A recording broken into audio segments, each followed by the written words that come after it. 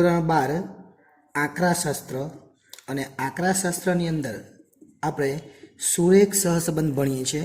એમાં સ્વાધ્યાય 2.2 એના ટોટલ 11 દાખલાઓ જોયા હતા અને આ બધા મોટા દાખલાઓ હતા, એટલે જે આપણે 5 માર્ક્સમાં પૂછાય.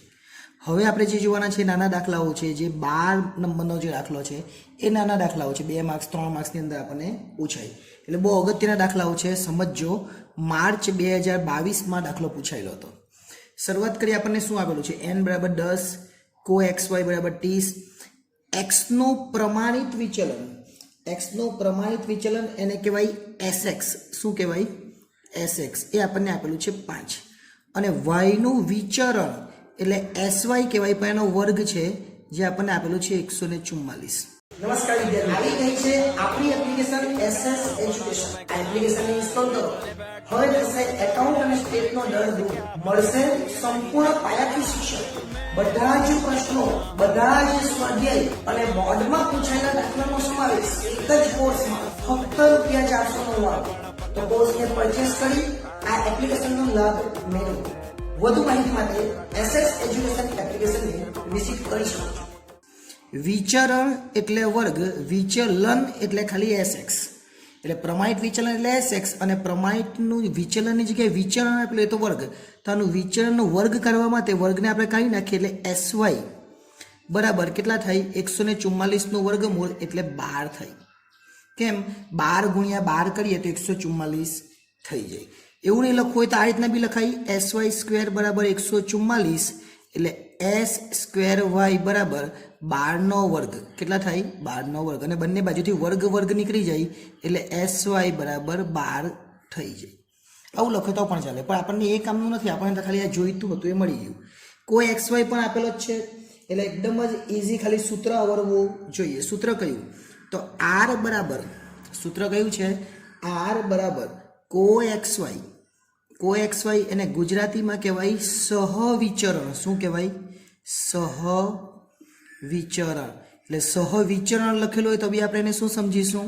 કો xy સમજીશું. એટલે સહવિચરણ આપણને આપેલું છે અને sx × sy આવું આપણે લખી દેવાનું. એટલે sx × sy, sx પણ છે ને sy પણ છે. એક વસ્તુ એવી છે જે n આપેલો છે એ 10, એ અહીંયા કોઈ જગ્યાએ ઉપયોગમાં નહીં લેવાશે.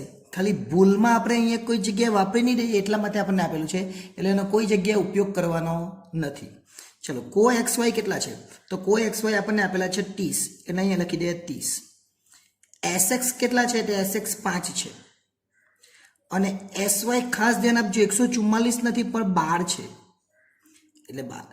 એટલે 30/12 કેટલા થાય? 60. અને પછી આપણે 30/12 કરી દેવાના એટલે જવાબ આવી જાય 0.5.